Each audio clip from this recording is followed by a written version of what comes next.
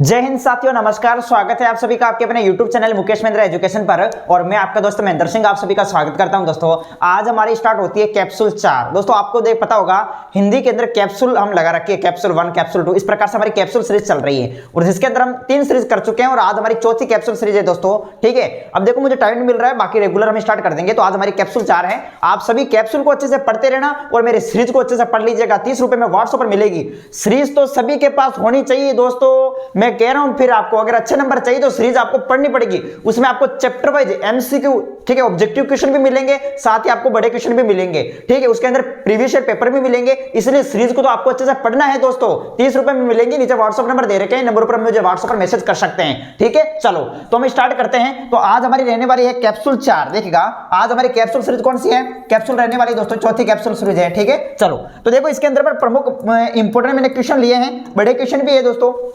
देखिएगा पहला क्वेश्चन आपके सामने है कि प्रातःकालीन जो भ्रमण है, प्रातःकालीन भ्रमण स्वास्थ्य के लिए उपयोगी है। प्रातःकालीन भ्रमण जो है स्वास्थ्य के लिए उपयोगी है। वाक्य में कौन सी शब्द शक्ति है, बताओ बताओ जल्दी से। प्रातःकालीन भ्रमण स्वास्थ्य के लिए उपयोगी, सबको पता है, बिल्कुल साधारण सा वाक्य में दिखाई दे रहा है। इसका मतलब क्या है, अभिधा शब्द शक्ति है।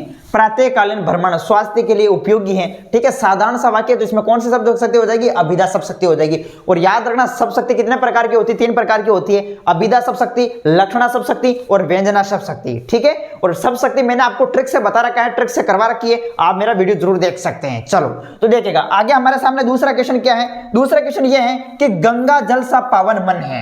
गंगा जल सा पावन मन है, काव्य पंक्ति में अलंकार कौन सा है। और अलंकार भी मैंने आपको अच्छे से करवा रखा है, अच्छे से। ठीक है, एक अलंकार को अच्छे से एक्सप्लेन किया है।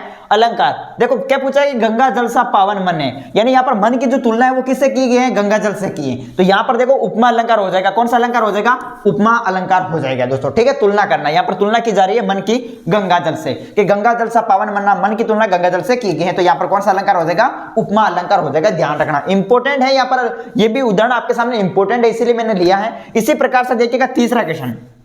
तीसरा क्वेश्चन क्या है, तीसरा क्वेश्चन आपके सामने यह है कि देखिएगा तीसरा क्वेश्चन है कि निम्न पारिभाषिक शब्द। अब आपके सामने क्या पूछे है, पारिभाषिक शब्द पूछे हैं। क्या पूछे हैं, पारिभाषिक शब्द पूछे हैं, इनके आपको अर्थ बताने हैं। देखिएगा याद रखेंगे दोस्तों, यहां पर देखो एक तो दे रखा है अडॉप्ट, ये क्या भाग है दोस्तों, ये देखो एक तो दे रखा है अडॉप्ट। अडॉप्ट मींस क्या होता है, अडॉप्ट मींस होता है अपनाना। क्या होता है, अपनाना। ध्यान रखें, अडॉप्ट मींस होता है अपनाना। उसी प्रकार से एबिलिटी, याद रखेंगे एबिलिटी। एबिलिटी का क्या होता है, एबिलिटी मींस योग्यता होता है। क्या होता है, योग्यता, योग्यता। उसी प्रकार से आइडेंटिफाई, देखिएगा आइडेंटिफाई का मतलब होता है पहचान करना। क्या होता है, पहचान करना।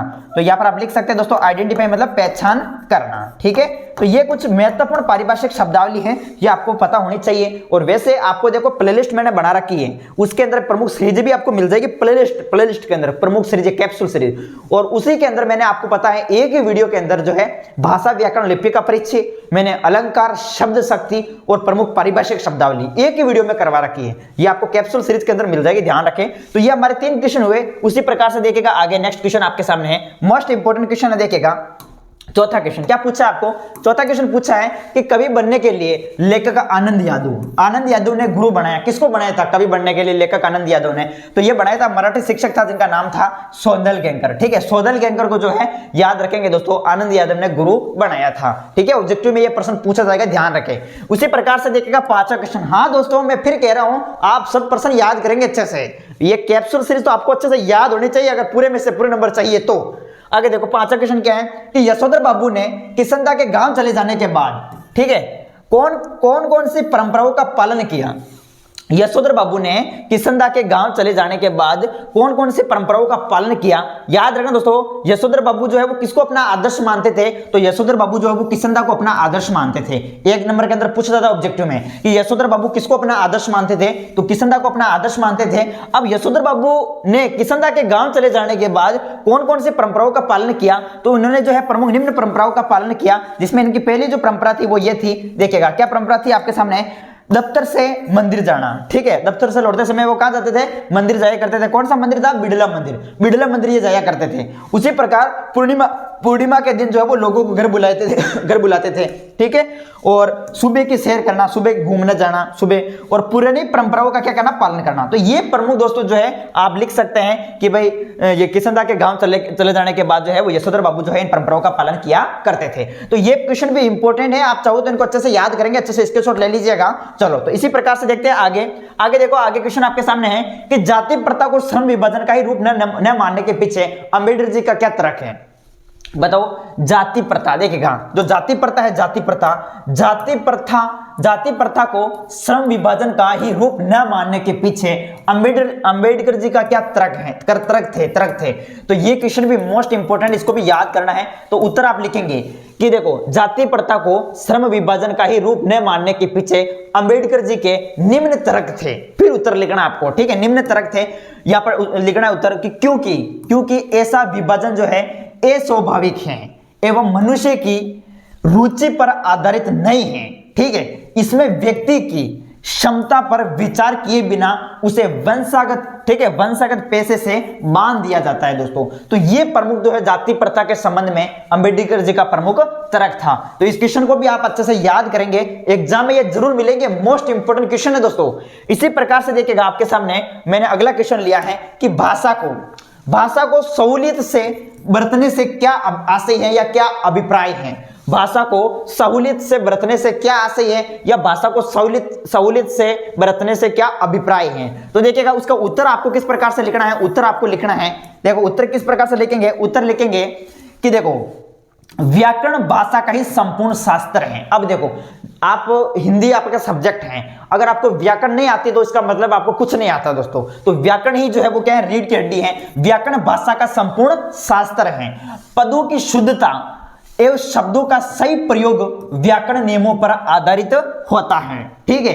इसीलिए भाषा को सहूलियत से बरतने के लिए ध्वनि, ठीक है, ध्वनि है, प्रमुख वर्ण है, वाक्यांश हैं, वाक्य हैं आदि के ज्ञान तथा शुद्ध प्रयोग के लिए व्याकरण का ज्ञान आवश्यक होना चाहिए। और इस प्रकार से हम देखते हैं तो व्याकरण के प्रमुख 3 अंग माने गए हैं। व्याकरण के कितने अंग हैं, तो व्याकरण के 3 अंग हैं। कौन कौन से हैं, एक है वर्ण, ठीक है, वर्ण विचार के बाद में बात करें तो शब्द विचार, और शब्द विचार के बाद में बात करें, शब्द विचार के बाद में आता है पद विचार, ठीक है। वर्ण विचार, शब्द विचार और पद विचार, कौन सा, पद विचार। तो ये प्रमुख व्याकरण के 3 अंग माने गए हैं। वैसे 4 अंग होते हैं इसके, वर्ण विचार भी होता है, शब्द विचार होता है, पद विचार होता है, एक वाक्य विचार और होता है। लेकिन अपने एनसीईआरटी में 3 दे रखे तो आपको 3 ध्यान रखना है, वर्ण विचार, शब्द विचार और पद विचार, ठीक है, याद रखेंगे। व्याकरण, देखो किसी भी भाषा को शुद्ध रूप से पढ़ने व लिखने के लिए हमें किसकी आवश्यकता होती है, व्याकरण की आवश्यकता होती है, ठीक है। तो भाषा को शुद्ध रूप से पढ़ने व लिखने के ढंग को क्या कहते हैं, व्याकरण कहते हैं। व्याकरण की परिभाषा भी आपको एग्जाम में पूछी जा सकती है। उसी प्रकार से देखिएगा आपके सामने अगला क्वेश्चन मैंने लिया है 8वां क्वेश्चन।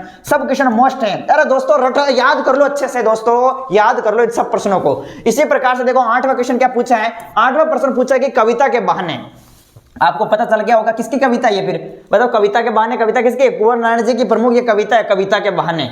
कविता से बताइए कि सब घर एक कर देने का माने क्या है। मोस्ट इंपोर्टेंट है, इस चैप्टर का मोस्ट इंपोर्टेंट है दोस्तों, याद करना कि कविता के बहाने, कविता से बताइए कि सब घर एक कर देने के माने क्या हैं। तो इसका उत्तर आपको इसी प्रकार से एग्जाम में लिखना है। यहां पर देखिएगा, कविता के बहाने, कविता में बताया सब घर एक कर देने के मानने का निम्न तात्पर्य है कि इसमें सब घर एक कर देने का यहां पर जो आशय है वो है आपसी भेदभाव, ठीक है, आपसी भेदभाव है, आपसी अलगाववाद है, ठीक है, अलगावबोध, ठीक है, आपसी भेदभाव और अलगाववाद। दोस्तों आपसी शब्द नहीं लगाएंगे, आपसी भेदभाव और अलगाववाद, अलगाववाद मतलब अलग होने की मांग करना, ठीक है। उसी प्रकार आस पड़ोस के अंतर को समाप्त करके सभी के प्रति अपनेत्व की भावना, ठीक है, सभी के प्रति अपनेत्व की भावना रखना और वैसा ही क्या करना, वैसा ही आचरण करना, ठीक है, वैसे ही आचरण करना। बच्चे देखो, आपको इस कविता में देखो बताया गया है कविता के बहाने, ठीक है, इसमें कविता की तुलना बच्चे से की जाती है। तो इसमें देखो बच्चे जो है वो खेल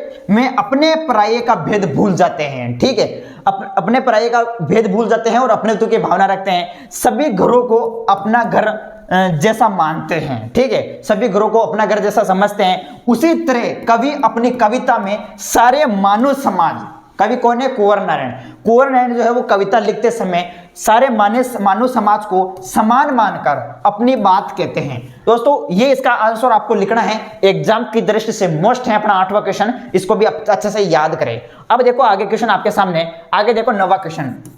मोस्ट, ये भी इंपॉर्टेंट है। जीजी के त्याग और दान के विषय में क्या विचार थे?